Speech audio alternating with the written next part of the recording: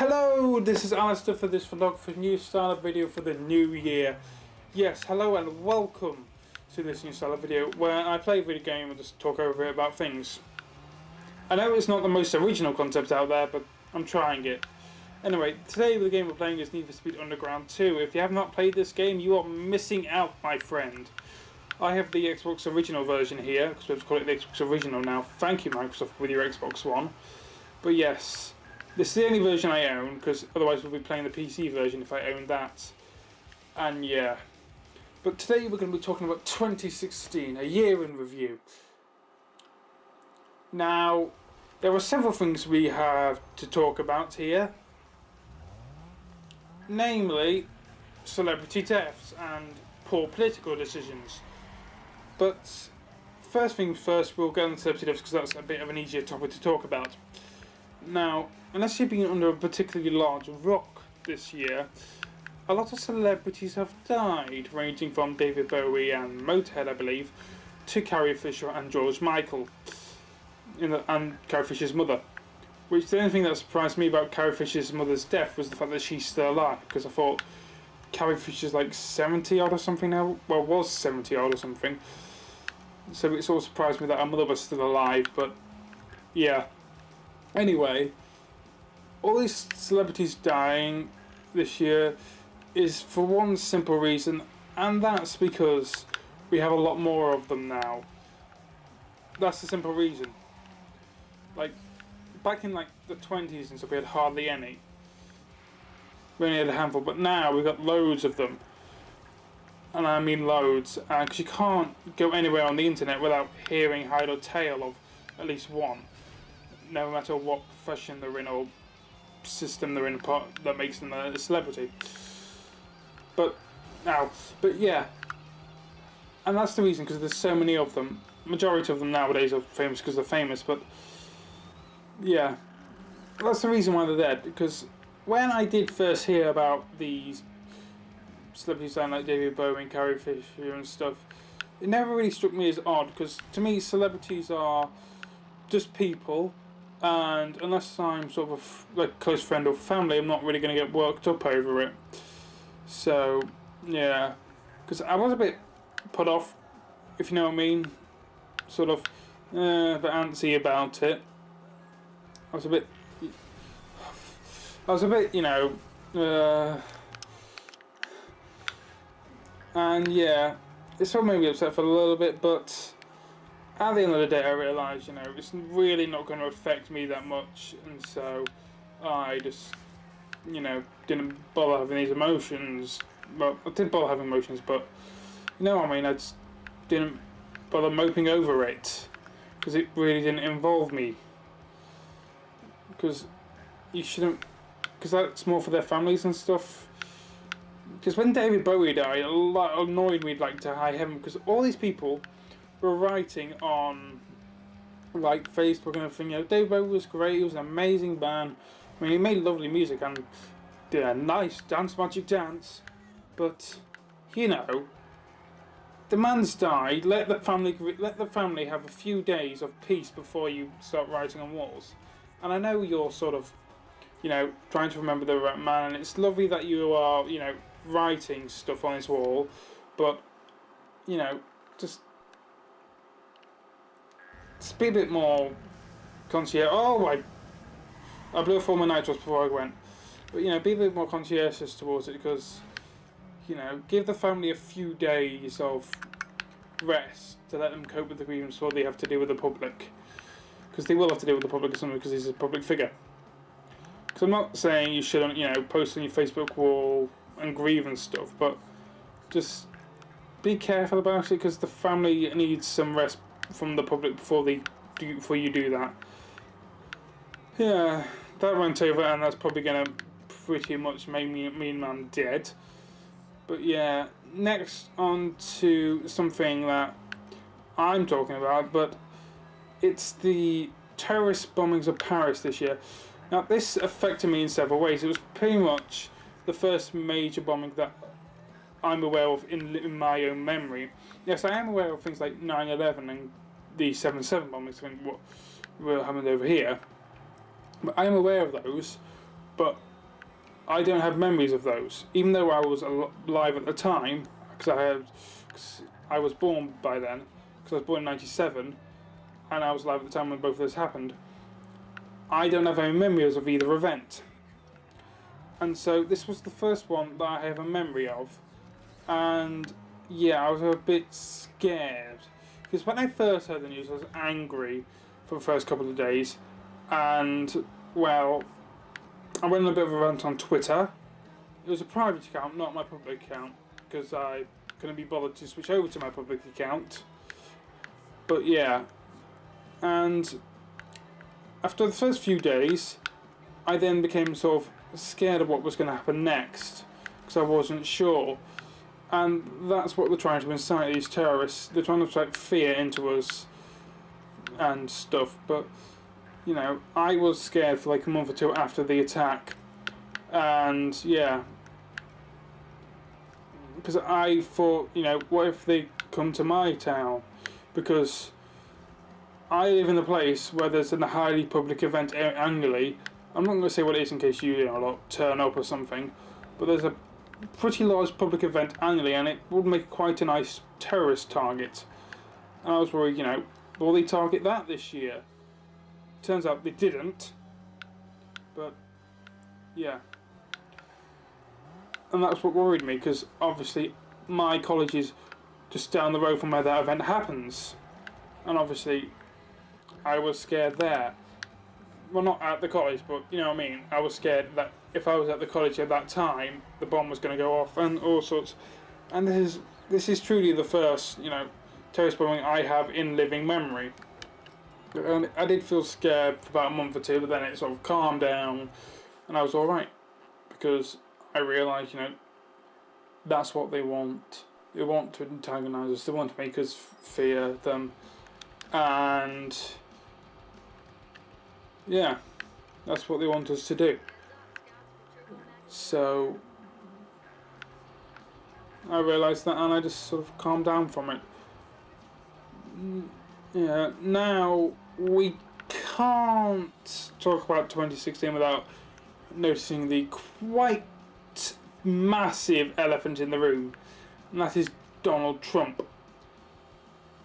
Now, never mind what your politics is with the man, do you agree with them or not?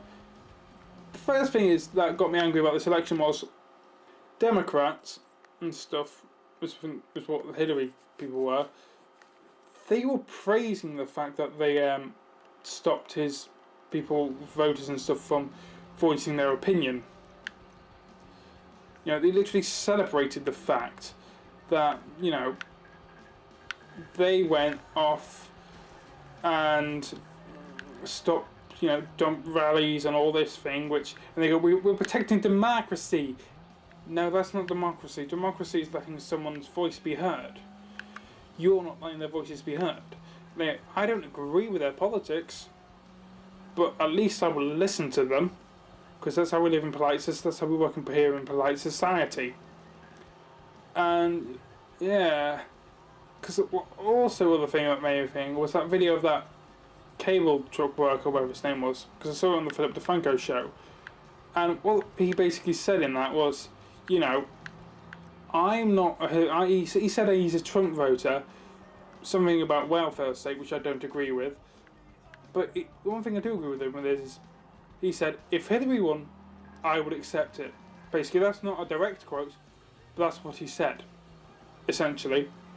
And that goes, yeah, how is it that Republicans, the ones that are considered evil, are the ones that are more democratic than the people who are named Democrats, who've got Democrats, basically essentially democratic in their name?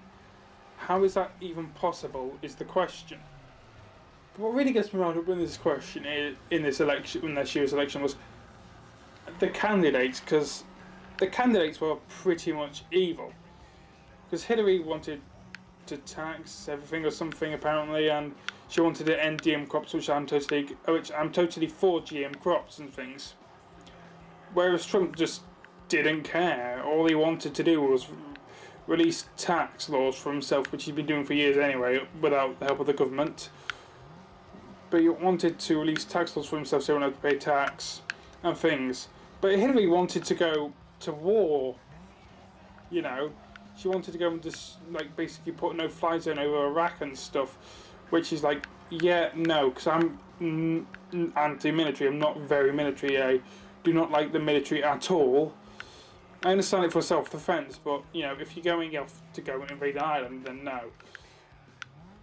And so that's one of the reasons why I really dislike Hillary, because I just didn't want to go, but I also dislike Trump as well.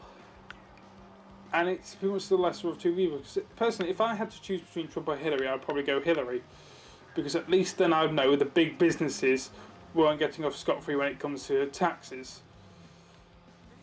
And yeah, I probably would have gone to Hillary just to sort of make history, you know. The first female prime president, which everyone was howling as this amazing thing. Also, we'll have had 2 USS Clintons, and that will have been amazing in the field of battle. Because the US names all their aircraft carriers after the presidents. Because we'll have the USS Hillary Clinton and the USS Bill Clinton. Also, Bill have got back in to the White House. He'll have been first man, but he'll got back into the White House. Yeah. So both candidates were repugnant and all sorts. But at least the Republicans have the balls to be civilized. How is it that Republicans are the more favourable candidate when it comes to post-election mop-up and shit? I don't know how's that possible, but yeah. And it was just a standard selection of people taking pot shots at each other. But there's also something on the tip of my tongue which I can't remember exactly what it was.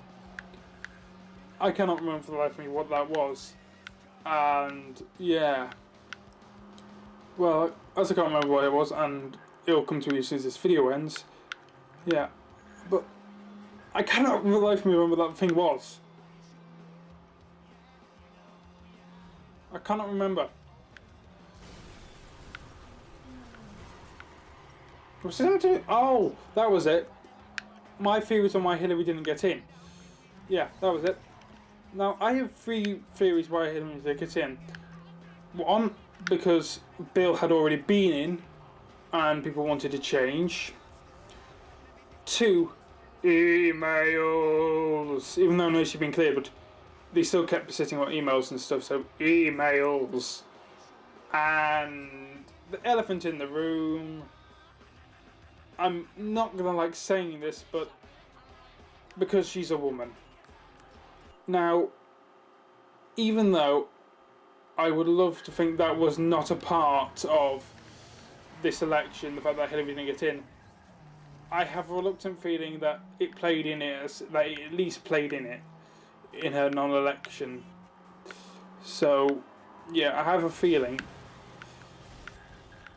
And personally, coming from a country which has elected female leaders, well, had elected a female leader, and was forced another female leader down our throats, Theresa May, goddamn, the blooming bitch, which both have been conservative, and I dislike both of them, not because of them, but just because they're shit leaders. Not because of them, because, well, they're shit leaders. I'm not making myself very clear that I don't like Margaret Thatcher or Theresa May because they're shit leaders.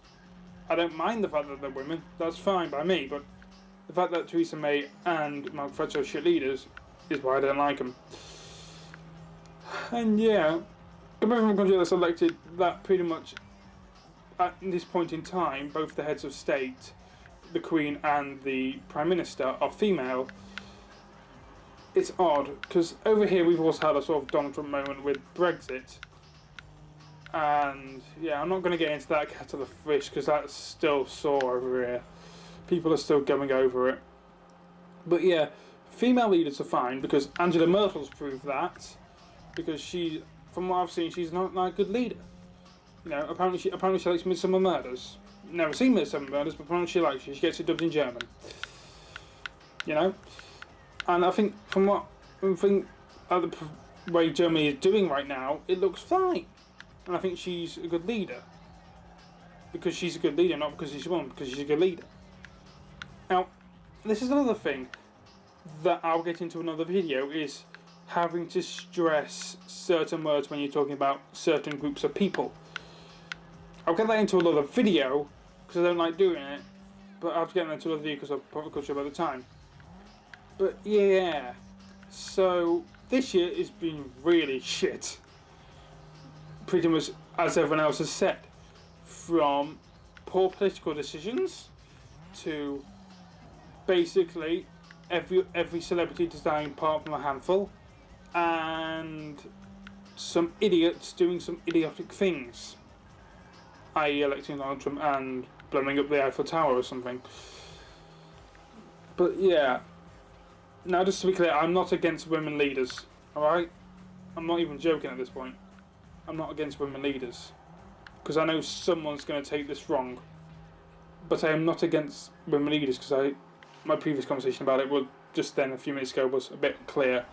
But remember, I'm not against women leaders, okay? I cannot stress that many times enough because I do believe someone will take that bit I said earlier out of context. And I'm rambling on now, but yes. Anyway, we first finished this race, and yeah, this has been Alistair for this vlogger.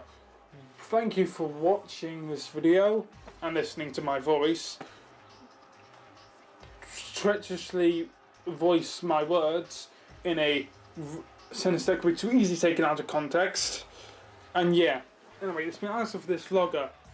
Check out other videos on my channel and things. Do all the magic with the clicky buttons and typey words, because I ordering you to. Unlike 12-year-olds, I'm not asking you, I'm ordering you to, because 12-year-olds ask you. I'm ordering. But yes, anyway, this has been Alistair for this vlogger, and goodbye.